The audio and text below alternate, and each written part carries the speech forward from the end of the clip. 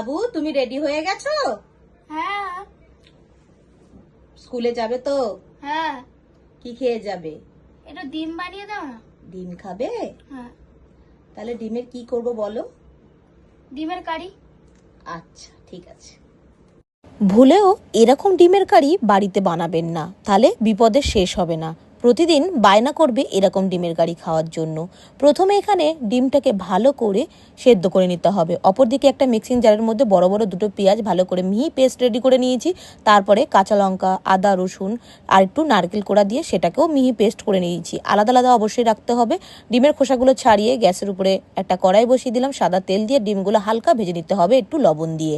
গোটা গরম মশলা ফোড়ন দিয়ে দিলাম, মৌরি ফোড়ন দিয়ে দিলাম, বেটে রাখা পেঁয়াজ বাটা, আদা রসুন বাটা সেটাকেও দিয়ে দিলাম। ভালো করে কষিয়ে নিয়ে লবণ দিয়ে, চিনি, নারকেলের দুধ, কাশ্মীরি লঙ্কার গুঁড়ো, জিরের গুঁড়ো, গরম মশলাটা দিয়ে ডিম দিয়ে নামিয়ে নিলাম। কেমন লাগলো জানাতে ভুলো না।